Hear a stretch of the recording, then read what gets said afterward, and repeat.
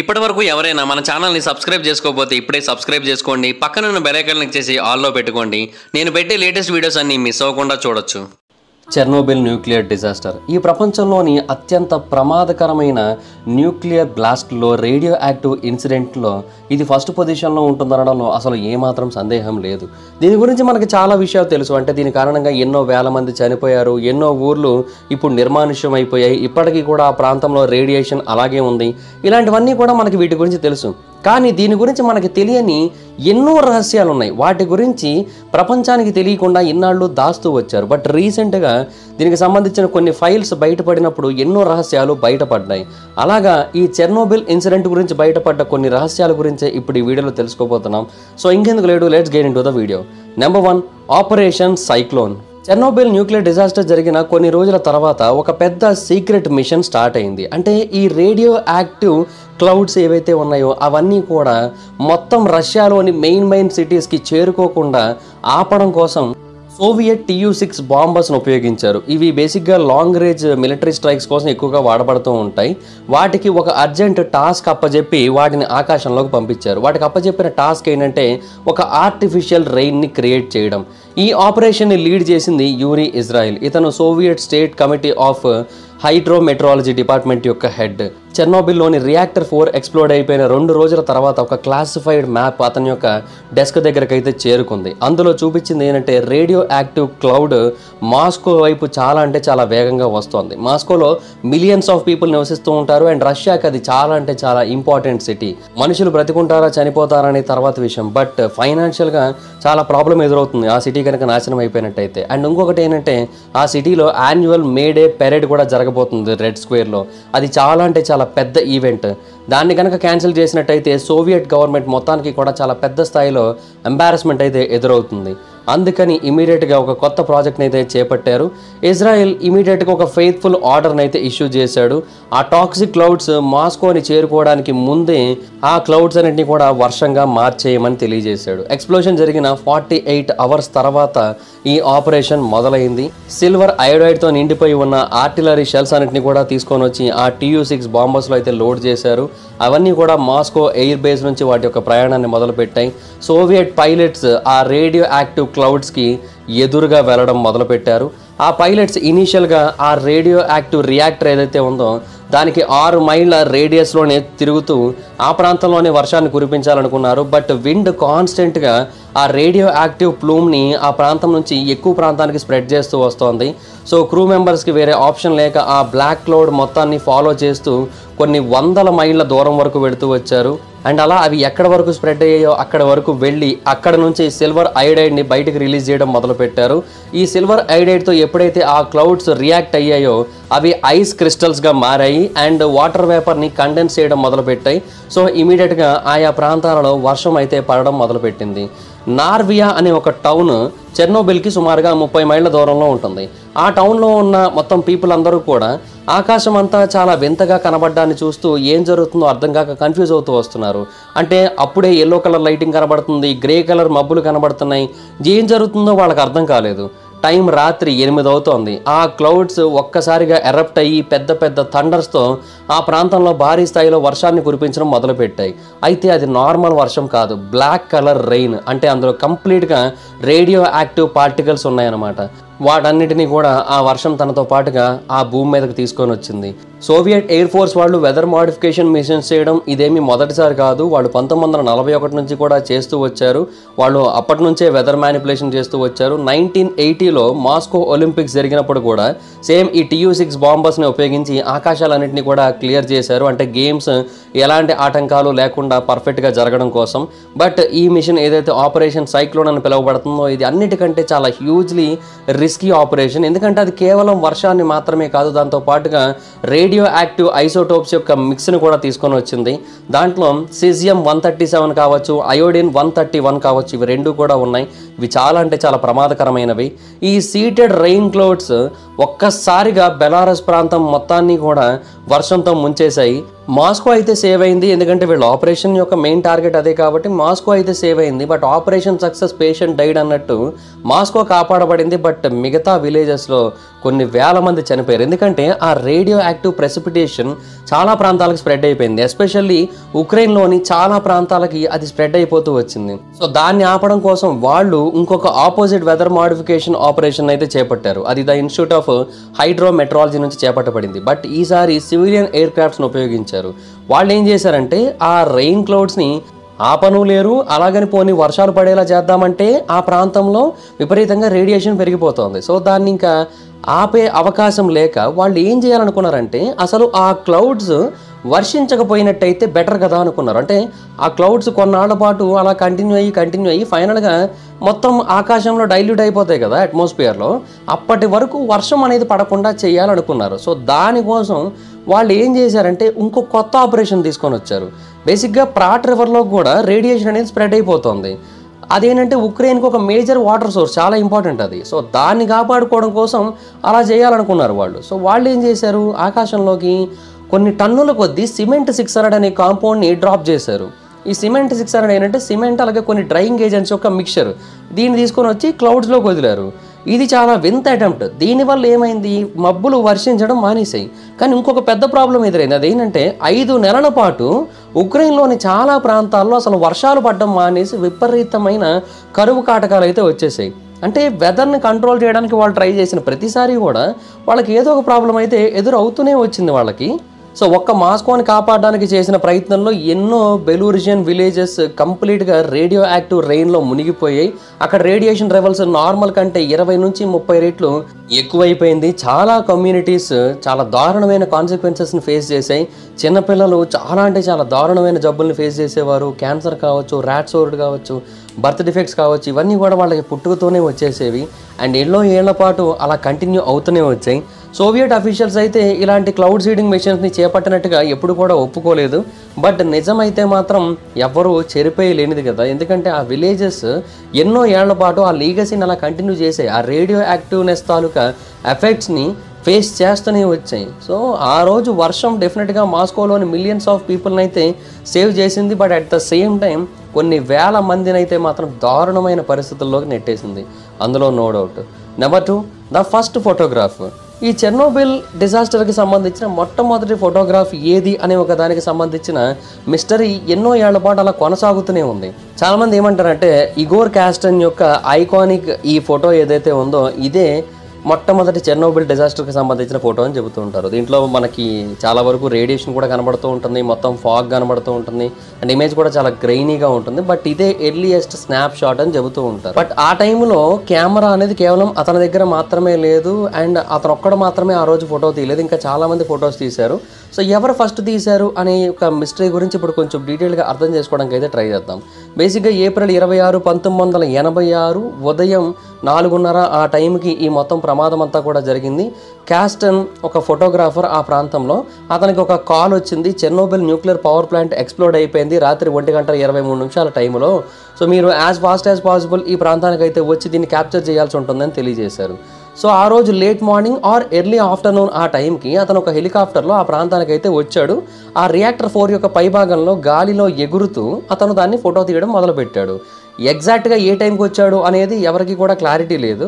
And అతను helicopter యొక్క window నుంచి కొంచెం బయటికి బెండ్ అయ్యి తన దగ్గర ఉన్న మీడియం ఫార్మాట్ కేఈ కెమెరా నుంచి దాన్ని క్యాప్చర్ చేశాడు. ఆ రోజు అతను క్యాప్చర్ చేసిన దాని గురించి తర్వాత ఏమని చెప్పాడంటే, ఆ రోజు ఆ ఎయిర్ మొత్తం చాలా అంటే చాలా వేడిగా ఉంది అండ్ మొత్తం అంతా కూడా బ్లాక్ కలర్ స్మోక్తో నిండిపోయి ఉంది. హెలికాప్టర్ నుంచి దాన్ని క్యాప్చర్ చేయడం అంత ఈజీ కూడా అవ్వలేదు అని తెలియజేశాడు. బట్ అతను ఏదైతే ఒక ఫోటో తీశాడో ఆ ఫోటో కూడా అంత ఈజీగా ఏమీ దక్కలేదు అతనికి. బేసిక్గా అతను మొత్తంగా 20 ఫొటోస్ అయితే తీశాడు. బట్ ఆ తర్వాత అతని కెమెరా జామ్ అయిపోయింది. సో ఇంకా వేరే ఆప్షన్ లేక అతను ఆ ఫొటోస్ అన్నింటినీ కూడా డెవలప్ చేద్దామని చెప్పి స్టూడియోకి వచ్చాడు. అండ్ అతను ఆ ఫొటోస్ అన్నింటినీ కూడా చూస్తే రేడియేషన్ కారణంగా అతని ఫిల్మ్ చాలా వరకు కరోడ్ అయిపోయింది. సో చాలా వరకు ఫొటోస్ అయితే డ్యామేజ్ అయిపోయాయి. కేవలం ఒకే ఒక్క ఇమేజ్ మాత్రమే డ్యామేజ్ కాకుండా ఉంది.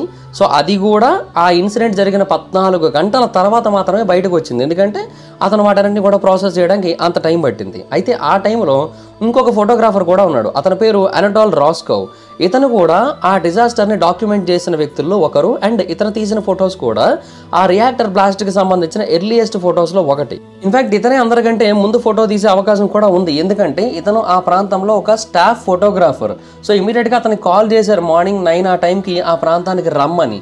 ఇమీడియట్గా అతను తన యొక్క కెమెరాని తీసుకొని హెలికాప్టర్లో ఆ ప్రాంతానికి అయితే వచ్చాడు. అతను కూడా ఆ విండో నుంచి బయటికి బెండ్ అయ్యి దాన్ని ఫోటో తీయడం మొదలుపెట్టాడు. అతను కింద పడిపోకుండా లోపల ఉన్న ఒక సోల్జర్ అతని కాళ్ళని గట్టిగా పట్టుకున్నాడు. సో ఆ టైంలో అతను కొన్ని ఫొటోస్ అయితే తీశాడు. అతను కూడా K6 అండ్ జెనిక్ కెమెరా ఈ రెండింటిని ఉపయోగించి చాలా ఫొటోస్ అయితే తీశాడు. మొత్తం బూడిదే కనబడుతుంది. సో ఫొటోస్ తీయడం కూడా చాలా కష్టం అవుతుంది అతనికి. ఎస్పెషల్లీ ఆ గ్లాసులోంచి తీయడం ఇంకా కష్టం అవుతుంది. అతను హెలికాప్టర్లో కేవలం ఆ రియాక్టర్కి 650 అడుగుల ఎత్తులో మాత్రమే ఉన్నాడు. సో ఆ రేడియేషన్ అతన్ని కాల్చి బూడిద చేసే అవకాశాలు కూడా ఉన్నాయి. బట్ వాళ్ళ అదృష్టమో ఏమో ఆ టైంకి వాళ్ళకి ఏమీ కాలేదు. అయితే ఆ తర్వాత స్టూడియోకి వెళ్ళి జెనెట్లో తీసిన ఫొటోస్ అన్నింటినీ కూడా చూస్తే అవి కంప్లీట్గా బ్లాక్ కలర్లో ఉన్నాయి. అంటే రేడియేషన్ వాటిని కంప్లీట్గా నాశనం చేసేసింది. ఆ తర్వాత K6 కెమెరాలో ఉన్న వాటిని చెక్ చేస్తే అవన్నీ కూడా చాలా పర్ఫెక్ట్గా ఉన్నాయి. అండ్ వాటిలో చాలా అంటే చాలా అద్భుతమైన ఇమేజెస్ అయితే ఉన్నాయి. అవన్నీ కూడా ఆ రేడియో యాక్టివ్ బ్లాస్ట్కి సంబంధించిన విజువల్స్ని చాలా క్లియర్గా కళ్ళకు కట్టినట్టు చూపిస్తున్నాయి.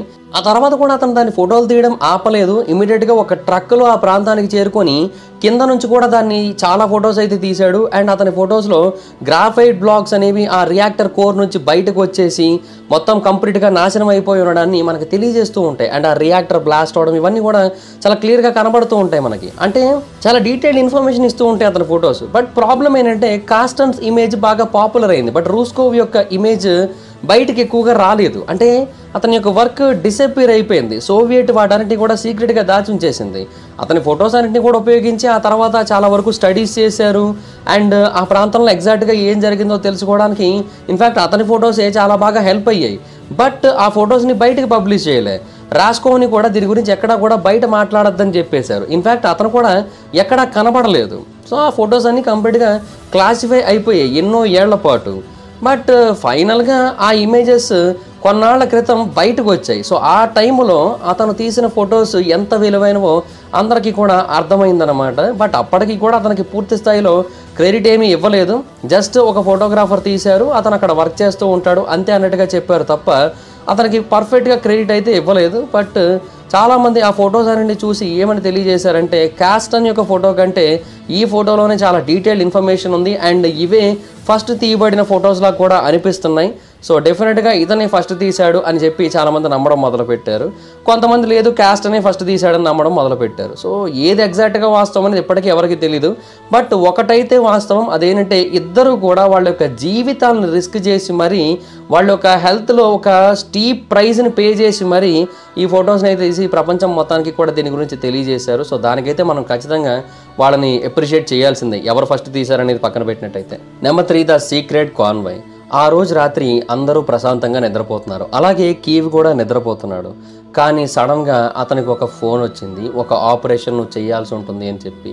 ఇమీడియట్గా అతను ఒక కాన్వాయ్ని తీసుకొని ఆ కాన్వాయ్లో 30 ట్రక్కుల్ని తీసుకొని ఒక ప్రాంతానికి బయలుదేరాడు. తర్వాత కొద్దిసేపటికి ఆ ట్రక్కుల్లో కొంత కార్గోని లోడ్ చేశారు. తర్వాత వాటిని తీసుకొని మళ్ళీ వేరే ప్రాంతానికి బయలుదేరాడు. ఇంతకీ ఆ ట్రక్కుల్లో ఏముందో తెలుసా? చాలా అంటే చాలా సీక్రెట్ లీథల్ కార్గో ఉంది. దాన్ని లీడ్ చేసింది కీవ్. అండ్ అవన్నీ కూడా మిలిటరీ ట్రక్స్. వాళ్ళ దగ్గర ఉన్న రేడియేషన్ని కొలిచే మిషన్ కంటిన్యూస్గా వార్నింగ్ ఇస్తూనే ఉంది. పీక్ లెవెల్లో చూపిస్తోంది వాళ్ళ దగ్గర రేడియేషన్ ఉన్నట్టు. కానీ వాళ్ళు చేయగలిగేది ఏమీ లేదు, ఎందుకంటే పైనుంచి ఆర్డర్స్ వచ్చే వాళ్ళకి వాటన్నింటినీ కూడా తీసుకొని వెళ్ళిపోమని. బేసిక్గా చెర్నోబిల్ న్యూక్లియర్ డిజాస్టర్ జరిగిన టైంకి ఆ ప్రాంతానికి దగ్గరలో యాంటీ ఎయిర్ క్రాఫ్ట్ మిజైల్స్ ఉన్నాయి. అండ్ వాటిల్లో 3ంటికి టాక్టికల్ న్యూక్లియర్ వార్ హెడ్స్ కూడా ఉన్నాయి. బేసిక్గా ఈ మిసైల్స్ చాలా అంటే చాలా పవర్ఫుల్. ఇవి భారీ స్థాయిలో విధ్వంసాన్ని అయితే సృష్టించగలవు. ఈ న్యూక్లియర్ డిజాస్టర్ జరిగిన 3 రోజుల తర్వాత సోవియట్ ఫోర్సెస్ ఇమీడియట్గా వాటి యొక్క మిలిటరీ అసెట్స్ని కాపాడుకోవాలని నిర్ణయించుకున్నారు. సో అందుకే కీవ్కి ఆర్డర్ అయితే ఇచ్చారు ఆ మిసైల్స్ అన్నింటినీ కూడా కాపాడమని. మొత్తంగా 27 మిసైల్స్ ఉన్నాయి. అండ్ అవన్నీ కూడా కంప్లీట్గా కన్వెన్షనల్ వార్ హెడ్స్తో ఆర్మ్ చేయబడి ఉన్నాయి. అండ్ అందులో 3ంటికేమో న్యూక్లియర్ పేలోడ్స్ కూడా అటాచ్ చేయబడి ఉన్నాయి. సో వాటన్నిటిని కూడా ఇమీడియట్గా చెర్నోబిల్ ఎయిర్ ఫోర్స్ బేస్ నుంచి, ఎయిర్ డిఫెన్స్ బేస్ నుంచి వేరే ప్రాంతాలకు తరలించాలి అనేది ఆదేశం. బేసిక్గా అవన్నీ కూడా S-75 డెనియర్ సిస్టంలో భాగం అనమాట. ఇది చాలా అంటే చాలా పవర్ఫుల్ సిస్టమ్. ఈ S-75 ఒకసారి అమెరికన్ U-2 స్పై ప్లేన్ని 1960లో కంప్లీట్గా పేల్చేసింది. దాని కారణంగానే కోల్డ్ వార్ క్రైసిస్ మరింత పెద్దదైంది కూడా. సో వాటన్నిటిని కూడా ఎలాగైనా కాపాడాలనుకున్నారు. సో ఆ కాన్వే ఆ రోజు రాత్రి ఆ దారుణమైన ప్రాంతంలోకి వెళ్ళి మళ్ళీ అక్కడ నుంచి వీటన్నిటిని కూడా లోడ్ చేసుకొని మళ్ళీ తిరిగి వెనక్కి వచ్చింది. ఆ రేడియో యాక్టివ్ క్లౌడ్ బేసిక్గా చాలా ప్రాంతాలకి స్ప్రెడ్ అవుతూ వస్తుంది. సో ఎలాగైనా సరే వీటిని కాపాడాలి అనుకున్నారు. వాళ్ళ మైండ్లో 2 పాయింట్స్ ఉన్నాయి. పాయింట్ నెంబర్ 1 ఏంటంటే ఇవి చాలా అంటే చాలా కాస్ట్లీ. పాయింట్ నెంబర్ 2 ఏంటంటే ఒకవేళ అవి కనుక బ్లాస్ట్ అయినట్టయితే మళ్ళీ ఆ ప్రాంతంలో ఇంకొక పెద్ద విధ్వంసం జరిగే అవకాశం ఉంది అని. ఈ 2 పాయింట్స్ మాత్రమే ఆలోచించి వాళ్ళందరినీ కూడా వెళ్ళి ఆ మిసైల్స్ అన్నింటినీ కూడా ఎక్కించి సేఫ్గా తీసుకొని రమ్మని చెప్పారు. కానీ ఆ స్టాఫ్ గురించి కానీ అక్కడ ఉండే డ్రైవర్స్ గురించి కానీ ఆ ఆఫీసర్స్ గురించి కానీ ఎవ్వరి కోసం ఏమాత్రం ఆలోచించలేదు. వాళ్ళకు కూడా వేరే ఆప్షన్ లేదు. ఆర్డర్స్ ఇచ్చారు, వాటిని పాటించాల్సిందే. వాళ్ళు వెళ్ళి తిరిగి వస్తున్న టైంలో వాళ్ళందరికీ అర్థమవుతోంది వాళ్ళ ట్రక్స్, వాళ్ళ మిసైల్స్, వాళ్ళ యూనిఫామ్స్ మొత్తం అన్నీ కూడా రేడియో యాక్టివ్ డస్ట్తో పూర్తి స్థాయిలో నానిపోయి నిండిపోయి ఉన్నాయి. అండ్ వాళ్ళు కంటామినేటెడ్ జోన్లోని సెంటర్ పార్ట్ దగ్గర నుంచి వర్క్ చేస్తూ వస్తున్నారు. అండ్ అది కూడా ఎలాంటి ప్రొటెక్టివ్ గేర్ లేకుండా ఇది ఇలాగే కొనసాగితే ఇక్కడికిక్కడే చనిపోయే అవకాశాలు కూడా ఉన్నాయి అని వాళ్ళకందరికీ తెలుస్తోంది. బట్ వేరే ఆప్షన్ లేదు. వాళ్ళు వాటన్నింటినీ కూడా తీసుకొని వెళుతూ వచ్చారు. అలాగా చెర్నోబిల్లోని వేరే ప్రాంతానికి తీసుకొని వెళ్ళారు. సుమారుగా 60 మైళ్ళు ప్రయాణించి ప్యాటన్ బ్రిడ్జ్ని కూడా దాటిన తర్వాత 2 మిలియన్ పైగా ప్రజలు నివసించే కీవ్ నగరాన్ని కూడా దాటేసిన తర్వాత ఆ న్యూక్లియర్ టిప్డ్ వెపన్స్ అన్నింటినీ కూడా తీసుకొని ఫైనల్గా ఇంకొక బేస్కి అయితే వెళ్ళారు. ఆ బేస్ దగ్గర వీటన్నిటిని కూడా సెపరేట్ చేశారు. దీనికోసం వాళ్ళు రాత్రిపూట సుమారుగా 14 గంటల పాటు ప్రయాణించారు. అది కూడా గంట కేవలం 20 మైళ్ళ వేగంతోనే ప్రయాణించాలి. ఎందుకంటే వాటిలో ఉన్నవి నార్మల్ వార్ హెడ్స్ కాదు కదా, nuclear powered war heads. So చాలా జాగ్రత్తగా తీసుకొని వెళ్ళాల్సి ఉంటుంది. సో ఫైనల్గా BSPL ఎయిర్ బేస్కి అయితే వెళ్ళారు.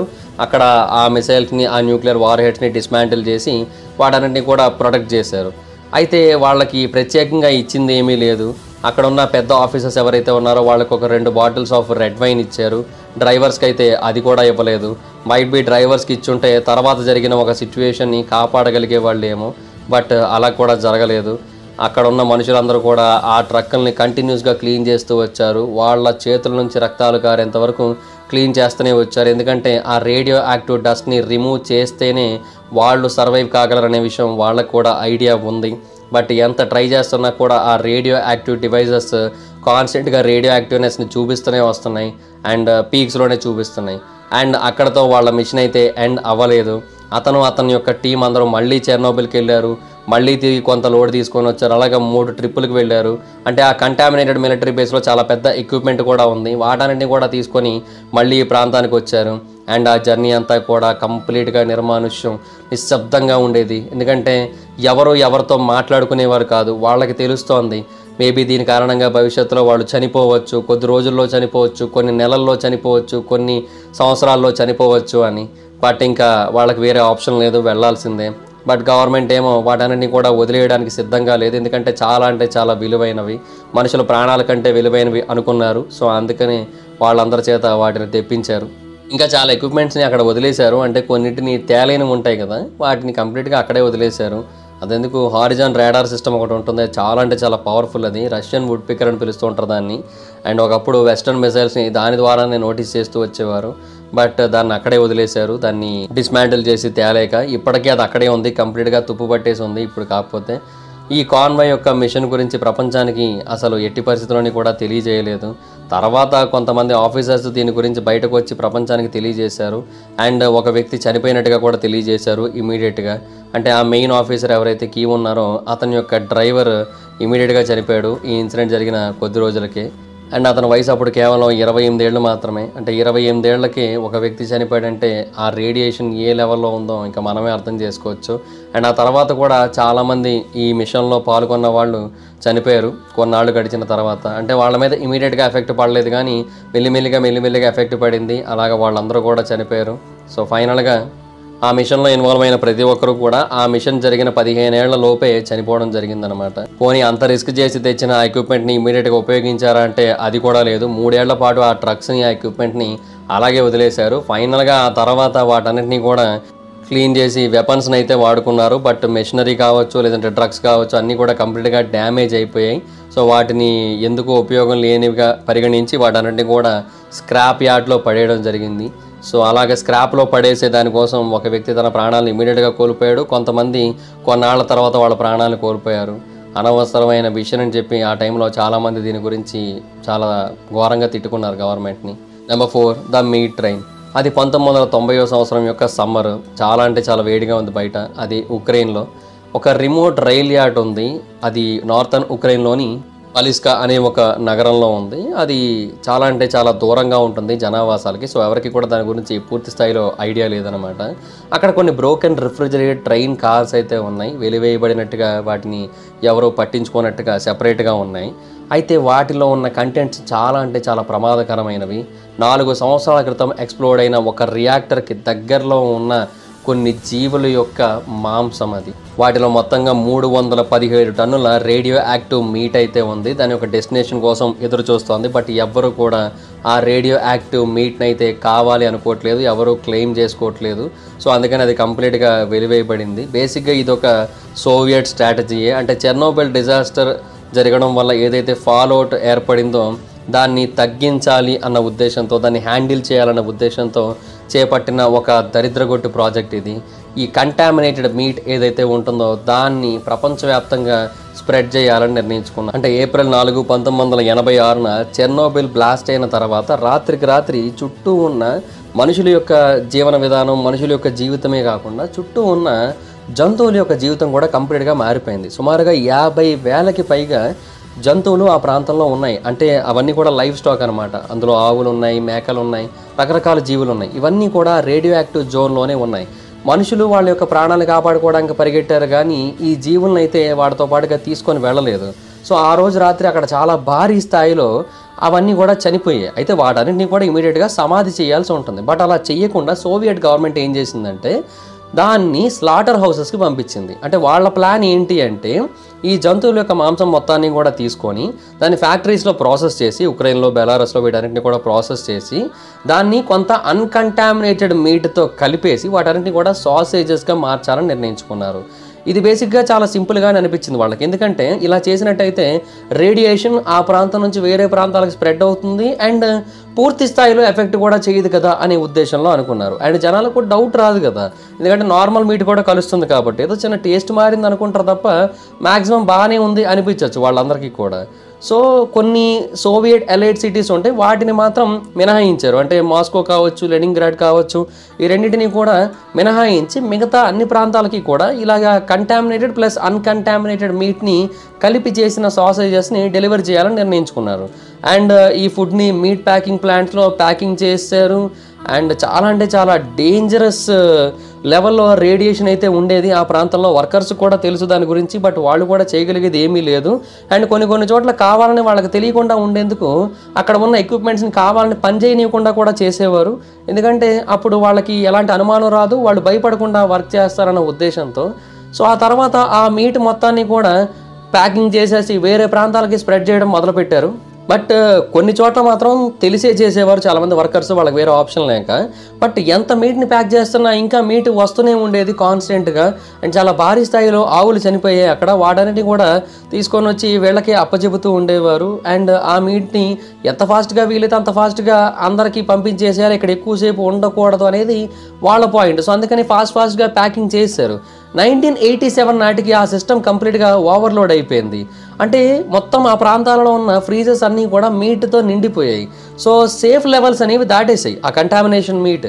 సో ఇమీడియట్గా బెలారస్లో ఉన్న గాల్ మీట్ ఫ్యాక్టరీలోకి దీనంతటిని కూడా షిఫ్ట్ చేశారు. అండ్ వాళ్ళకు కూడా వేరే ఆప్షన్ లేక కొన్నాళ్ళ తర్వాత ఈ రేడియో యాక్టివ్ మీట్ మొత్తాన్ని కూడా డిస్పోజ్ చేయాలని నిర్ణయించుకున్నారు. సో వాళ్ళు ఏం చేశారంటే ఈ టాక్సిక్ మీట్ మొత్తాన్ని కూడా కొన్ని బాక్సుల్లో ప్యాక్ చేసి వాటన్నింటినీ కూడా 4 రిఫ్రిజిరేటెడ్ ట్రైన్ కార్స్లోకి ఎక్కించారు. అది ఏ ప్రాంతానికైనా వెళ్ళొచ్చు. అండ్ ఆ ప్రాంతం వాళ్ళు ఒకవేళ దానికైనా క్లెయిమ్ చేసుకున్నట్టయితే అది ఇంకా వాళ్ళకే అవుతుంది. సో ఇమీడియట్గా అది రిపబ్లిక్ ఆఫ్ జార్జియాకి అయితే వెళ్ళింది. అక్కడ ఆ షిప్మెంట్ని రిజెక్ట్ చేశారు. ఎందుకంటే రేడియో యాక్టివ్ లెవెల్స్ చాలా ఎక్కువ కనబడుతున్నాయి కాబట్టి దాని నుంచి. ఆ తర్వాత అది కాన్స్టెంట్గా తిరుగుతూనే ఉంది, ఎన్నో ప్రాంతాలకు తిరిగింది, బట్ ఎవ్వరు కూడా దాన్ని యాక్సెప్ట్ చేయలే. సోవియట్లోని అన్ని ప్రాంతాలని కూడా కవర్ చేసింది, బట్ ఒక్కరు కూడా దాన్ని తీసుకోవడానికి అయితే ఇష్టపడలేదు. ప్రతి చోట కూడా సేమ్ సిచ్యువేషన్ రిపీట్ అవుతూ వచ్చింది. వాళ్ళు రేడియో యాక్టివ్ మిషన్స్ని పట్టుకొని వెళ్ళడం, అదేమో పీక్స్లో చూపించడం. సో ఆ ప్రోడక్ట్ ఏదైనా సరే మాకు వద్దని చెప్పి వాళ్ళు దాన్ని రిజెక్ట్ చేసేయడం, ఇదే జరుగుతూ వచ్చింది. సో ఇంకా ఎన్నో ఏళ్ల పాటు అలా తిరిగిన తర్వాత ఫైనల్గా ఒక చోటకు వచ్చి ఆగింది. అదే మనం స్టార్టింగ్లో చెప్పుకున్న రైల్ బే. సో 1990 నాటికి వచ్చేసరికి కేజీబీ ఈ సిచ్యువేషన్లో ఇన్వాల్వ్ అయ్యింది, దీని యొక్క కంట్రోల్ని తీసుకుంది. అండ్ రిఫ్రిజరేషన్ యూనిట్స్ కూడా కంప్లీట్గా ఫెయిల్ అయిపోయాయి ఆ టైంకి. అంటే ఆ ట్రైన్ కార్స్ని చాలా ఏళ్ళుగా పార్క్ చేసి వదిలేశారు కదా అక్కడ. సో దానివల్ల ఏంటంటే అవి పనిచేయడం మానేసాయి. So already highly contaminated meat, and ఆ ప్రాంతం కూడా అలాంటిది, అది నార్థన్ యుక్రెయిన్, అది హైలీ కంటామినేటెడ్ ఏరియా. సో ఆ ప్రాంతంలో అలాంటి వదలడం కరెక్ట్ కాదు. అండ్ ఆ రైల్ రోడ్ వర్కర్స్ అందరికీ కూడా దాని గురించి తెలుసు. సో అందుకనే వాళ్ళు వాటిని రిపేర్లు చేయడానికి కూడా ముందుకు రావట్లేదు. సో అందుకనే కేజీబీ ఇన్వాల్వ్ అయింది ఈ సిచ్యువేషన్లో. వాళ్ళు కొంతమంది స్టాఫ్ని తీసుకొని వెళ్ళి వాటన్నిటి కూడా రిపేర్లు చేయించి, అండ్ ఫైనల్గా దాంట్లో ఉన్న మీట్ మొత్తాన్ని వేరే ప్రాంతానికి తీసుకొని వెళ్ళి కొన్ని ట్రెంచెస్ లాంటివి తవ్వి దాంట్లో ఆ రేడియో యాక్టివ్ మీట్ మొత్తాన్ని కూడా కంప్లీట్గా సమాధి చేశారు. అండ్ ఇప్పటికీ కూడా నార్థన్ ఉక్రెయిన్లోని కొన్ని ప్రాంతాల్లో భూమి కింద కొన్ని వేల టన్నుల కంటామినేటెడ్ మీట్ అయితే ఉంది. ఇది సోవియట్ యూనియన్ చేసిన ఒక దరిద్రగొట్టు ప్రాజెక్ట్ కారణంగా ఆ ప్రాంతానికి వచ్చి చేరింది. అండ్ ఆ ప్రాంతంలో తవ్వకాలను ఎట్టి పరిస్థితుల్లోని కూడా యాక్సెప్ట్ అయితే చేయరు, ఎందుకంటే చేసినట్టయితే ఇవన్నీ కూడా బయటపడతాయన్న ఉద్దేశంతో. బట్ అప్పటికే చాలా మీట్ స్ప్రెడ్ అయింది, చాలామంది దాన్ని తిన్నారు కూడా. వాళ్ళ పరిస్థితి ఏంటనేది అసలు ఎవరికీ తెలియదు ఇంకా. అండ్ ఫైనల్గా నెంబర్ 5, ద బ్లూ ఫ్లాష్. బేసిక్గా ఈ రియాక్టర్ 4 బ్లాస్ట్ అయిన తర్వాత చాలా పెద్ద స్థాయిలో ఎక్స్ప్లోషన్ అనేది క్రియేట్ అయింది. షాక్ వేవ్స్ అనేవి ఆ చుట్టుపక్కల ఉన్న అన్ని ప్రాంతాలకి కూడా స్ప్రెడ్ అయ్యాయి. రేడియో యాక్టివ్ డెబ్రిస్ స్పేస్లోకి, అంటే ఆకాశంలోకి అయితే వెళ్ళిపోయింది. ఇదంతా కూడా మనకు క్లియర్గా తెలుస్తోంది. చుట్టూ చీకటి అయితే అలుముకుంటోంది. బట్ ఆ రోజు రాత్రి ఇంకొక ఇన్సిడెంట్ కూడా జరిగింది. అండ్ దాని గురించి ఎన్నో ఏళ్ల పాటు ఎంతోమంది డిబేట్స్ కూడా పెట్టుకోవడం, ఎన్నో రకాల అనాలిసిస్లు కూడా చేయడం జరిగింది. అదేంటంటే ఈ ఇన్సిడెంట్ జరిగిన తర్వాత కొద్దిసేపటికి ఐ విట్నెస్లు కొంతమంది ఒక లార్జ్ బ్లూ ఫ్లాష్ని నోటీస్ చేశారు ఆ ప్రాంతంలో. అండ్ అది ఆ ప్రాంతం నుంచే బయటకు వచ్చినట్టుగా కనబడింది. అంటే ఆ చెర్నోబిల్ న్యూక్లియర్ డిజాస్టర్ జరిగిన ప్రాంతం నుంచే బయటకు వచ్చినట్టుగా కనబడింది. సో దాన్ని బట్టి చాలామంది ఏమంటున్నారంటే మనకి తెలియని ఇంకొక అతిపెద్ద చీకటి నిజం ఒకటి ఆ ప్రాంతంలో ఉంది అని చెబుతున్నారు. దీని గురించి ఎక్కువ శాతం మంది యాక్సెప్ట్ చేసిన ఒక థియరీ ఏంటంటే ఆ ప్రాంతంలో చాలా పెద్ద స్థాయిలో సీక్వెన్సెస్ జరిగాయి, అంటే ఒకదాని తర్వాత ఒకటి జరుగుతూ వచ్చాయి. మొదట ఒక సేఫ్టీ టెస్ట్ ఫెయిల్ అయింది, దాని కారణంగా పవర్ అనేది సర్జ్ అయింది. సో దానివల్ల ఒక స్టీమ్ ఎక్స్ప్లోజన్ ట్రిగర్ అయింది. ఆ తర్వాత రియాక్టర్ యొక్క కోర్ కంప్లీట్గా మెల్ట్ అయిపోయింది. సో రేడియో యాక్టివ్ మెటీరియల్ కంప్లీట్గా ఎయిర్లోకి అయితే వచ్చేసింది. అండ్ తర్వాత సెకండ్ ఎక్స్ప్లోజన్ జరిగింది, అది హైడ్రోజన్ గ్యాస్ కారణంగా జరిగింది. అండ్ అది ఎందుకు క్రియేట్ అయింది అంటే ఆ న్యూక్లియర్ ఫ్యూయల్ ఏదైతే ఉందో అది గ్రాఫైట్తో రియాక్ట్ అవ్వడం వల్ల అది వాటర్ని స్ప్లిట్ చేయడం మొదలుపెట్టింది, వాటర్ మాలిక్యూల్స్ని. అండ్ అది వెళ్ళి ఇంకో దాని మీద పడడం వల్ల అక్కడ బ్లాస్ట్ జరిగింది అనేది చాలామంది యాక్సెప్ట్ చేసిన థియరీ. బట్ రీసెంట్గా చేసిన కొన్ని స్టడీస్ ఒక డిఫరెంట్ సీక్వెన్స్ని ప్రపోజ్ చేశారు. అంటే ఆ బ్లూ ఫ్లాష్ ఏంటి అని చెప్పే ప్రయత్నం చేశారు. ఈ బ్లూ ఫ్లాష్ అనేది ఆ ప్రాంతంలో జరిగిన న్యూక్లియర్ డిటోనేషన్ యొక్క ఎవిడెన్స్ అని చెబుతున్నారు. అంటే ఆ ప్రాంతంలో స్టీమ్ ఎరప్షన్ మాత్రమే కాదు, ఒక న్యూక్లియర్ డిటోనేషన్ కూడా జరిగిందని చెబుతున్నారు.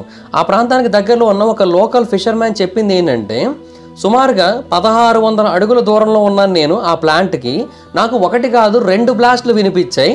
అండ్ ఆ తర్వాత నాకు ఒక బ్రిలియంట్ బ్లూ కలర్ ఫ్లాష్ కూడా కనబడింది అని చెప్పాడు.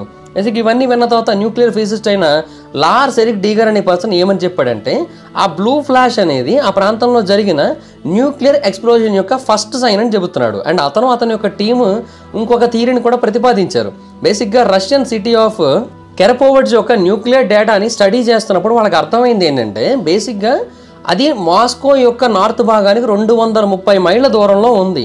సో బేసిక్గా అది ఫాలోఅవుట్ పాత్కి కంప్లీట్గా అవుట్ సైడ్ ఉంది. సో ఆ ప్రాంతానికి రేడియేషన్ వెళ్ళే అవకాశం అసలు ఏమాత్రం లేదు. బట్ మిస్టీరియస్గా ఈ బ్లాస్ట్ జరిగిన 4 రోజుల తర్వాత శాస్త్రవేత్తలకి ఆ ప్రాంతంలో క్సెనాన్ 133 అంటే ఒక రేడియో యాక్టివ్ ఐసోటోప్ యొక్క ట్రేసెస్ అయితే కనబడ్డాయి. అండ్ ఆ ట్రేసెస్ ఆ సిటీ మొత్తం స్ప్రెడ్ అయ్యి ఉన్నాయి. అంటే ఖచ్చితంగా ఏదో చాలా పెద్ద స్థాయిలోనే బ్లాస్ట్ జరిగింది, అది కూడా న్యూక్లియర్ బ్లాస్ట్ జరిగింది.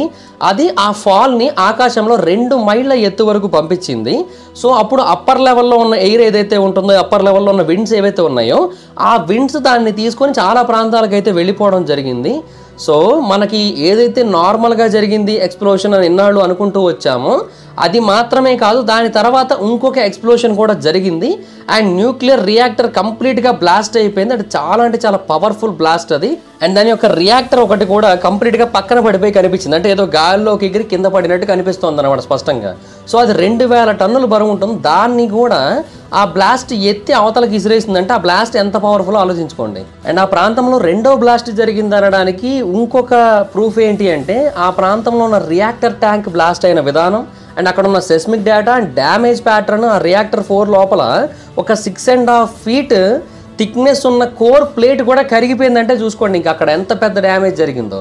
సో న్యూక్లియర్ ఎక్స్ప్లోషన్ జరిగింది కాబట్టి ఇదంతా కూడా జరిగింది అనేది చాలామంది పాయింట్. సో కేవలం స్టీమ్ బ్లాస్ట్ మాత్రమే కాదు అనేది వాళ్ళ పాయింట్.